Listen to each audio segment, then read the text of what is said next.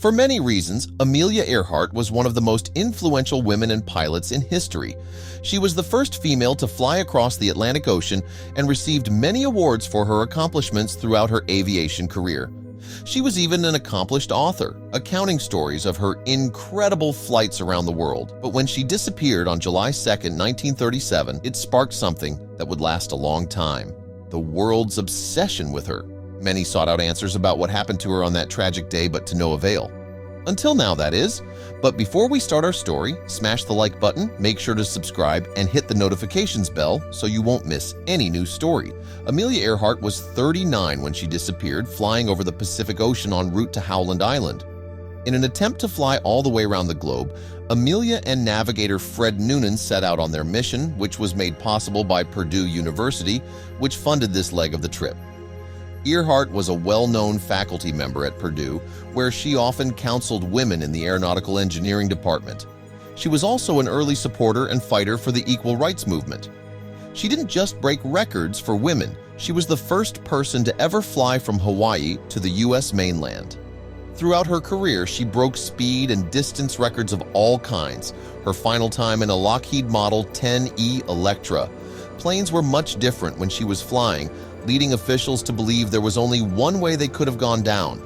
For years, officials told the general public that the two experienced pilots most likely ran out of fuel, as planes needed to be refueled much more frequently in the early days of flight. By the time they went missing, they were already a month into their globe-trotting journey, crossing more than 22,000 out of 29,000 miles. 7,000 miles from their destination, the tiny uninhabited U.S. island, they vanished. Interestingly enough, communications right before their disappearance were patchy and raised more questions than they answered. The last people they had contact with was the U.S. ship, the Itasca. The last known communication didn't do much in regard to solving the mystery. Regardless, copious amounts of theories circulated. One theory that stuck was due to the type of navigation they were using. They could have ended up further away from Howland Island than they originally thought. They could have been closer to an island then known as Gardner Island, now known as Nikumaroro, nearly 350 miles off course. Nikumaroro Island was explored in 1940 in hopes of locating remains of the crash and/or proof of their survival. When the search team made their way to the island, they discovered signs of a fatal crash. They collected a few things to bring back for further testing, including human bones. They found many bones, including a skull, a humerus, a radius, a tibia fibula, and both femurs, giving them enough information to make an accurate assessment. Along with bones, they found clothing and navigational tools pilots would have had on them. But to everyone's surprise, the bones weren't hers. The bones were examined in 1941 by Dr. David Hoodless, a doctor and anatomy teacher who determined that they were the bones of a middle-aged man, not Amelia. For years, people went on searching for the crash site and her remains, endlessly searching for answers. Although she was traveling with Fred Noonan, no other bones were found with this set, prompting investigative focus to land elsewhere. And even though they didn't have conclusive evidence of her death, it didn't take long for them to declare it. 18 months after her disappearance, she was declared missing, presumably dead. Usually, this type of declaration would take 7 years to be completed. But her husband, George Putman, pushed for it so he could take control of her finances. At the time, he said he wanted to use them to aid in her search. However, he remarried 4 months later. Regardless of her shady husband, many were still loyal to Earhart and continued to search for her remains. Many people returned to the island to search for more clues, some finding further evidence. Landing gear, parts of a window, sunscreen, all of which couldn't definitively be traced back to Amelia or Frank. As if that wasn't frustrating enough, the bones originally found and determined to be male were missing, and many wanted them retested. There was still some hope. However, In 1991, another group searching the island for clues found a piece of metal that would eventually reveal more information about the intense final moments of Amelia's life. It would take more than 20 years for someone to determine where the metal came from. In October of 2014, the International Group for Historic Aircraft Recovery, TIGHAR, determined that the metal indeed belonged to Earhart's plane. It was attached to her plane when she was on an 8-day stop in Miami, confirming at some point this was with her.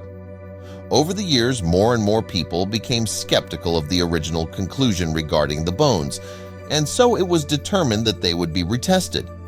But where were they?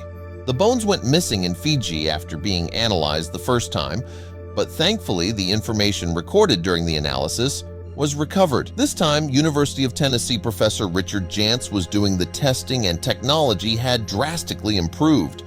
Due to the latest advancements in osteology, the mystery was finally solved. Although Dr. Hoodless was using the only scientific method known at the time, his testing was most likely inaccurate. Jantz explained in a report published in the Journal of Forensic Anthropology, when Hoodless conducted his analysis, forensic osteology was not yet a well-developed discipline. Evaluating his methods with reference to modern data and methods suggests that they were inadequate to his task. This is particularly the case with his sexing method. Therefore, his sex assessment of the Nikumaroro bones cannot be assumed to be correct. After analyzing all of the available information regarding Amelia's bone structure, including measurements and photographs for reference, Jantz determined they were in fact the remains of Amelia Earhart.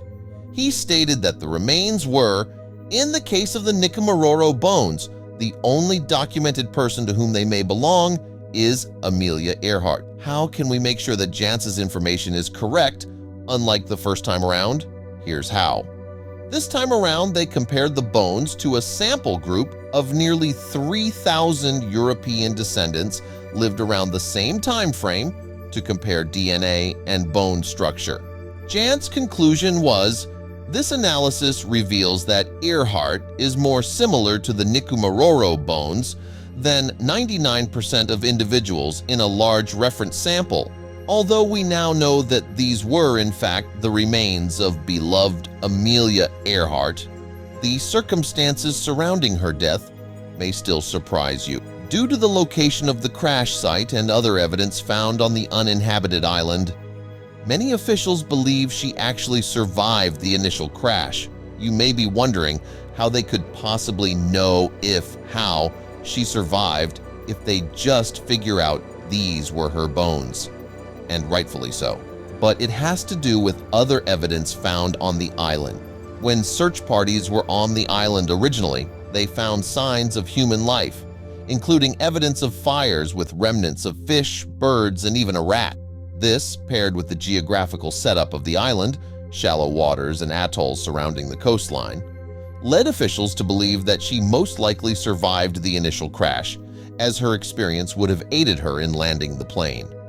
Although Jantz's results were published and widely believed to be true, there are some modern scientists that believe Hoodless's conclusions, and they're not the only ones.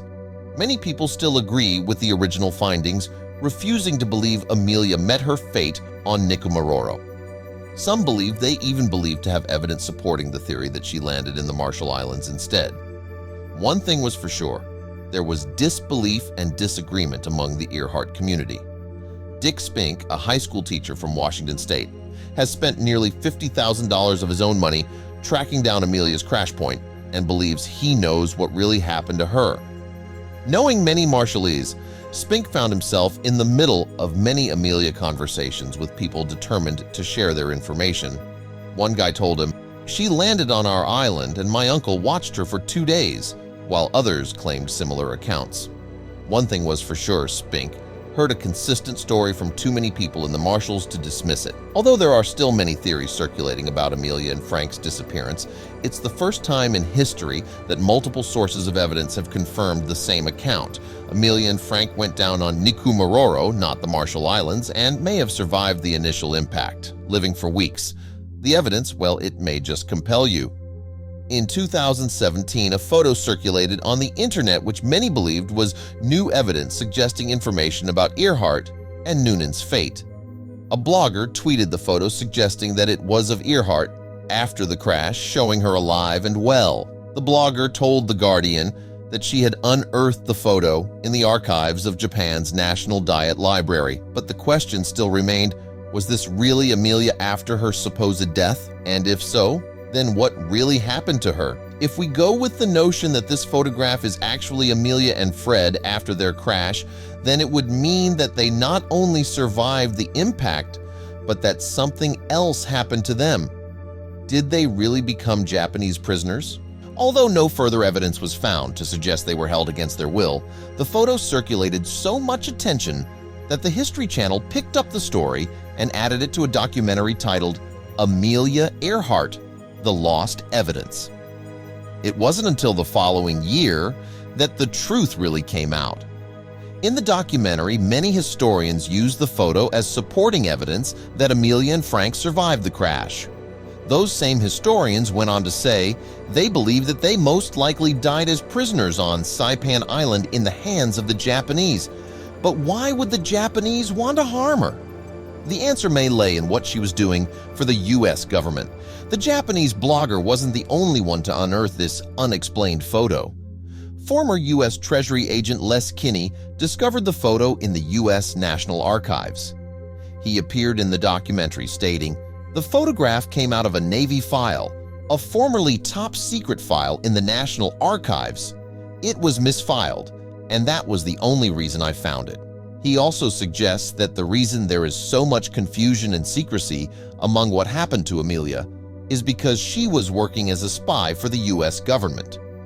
The theory that she was spying for the U.S. government and got captured doing so would mean that President Franklin D. Roosevelt knew about it and kept it quiet. However, this too remains a theory, as there is no actual evidence to back up the claim. What we do have evidence of is her account of why she tried to fly around the world from her autobiography, aptly named For the Fun of It. I chose to fly the Atlantic because I wanted to. It was, in a measure, a self-justification approving to me and to anyone else interested that a woman with adequate experience could do it. So what we can confirm today is that the scientific community, the majority of it anyway, agrees that there is a 99% chance that the bones recovered from the island were Amelia Earhart. Unfortunately, nothing more is known for her navigator, Fred Noonan. People will continue to support other theories and endlessly search for more evidence because, after this long, some people just love the mystery surrounding her disappearance.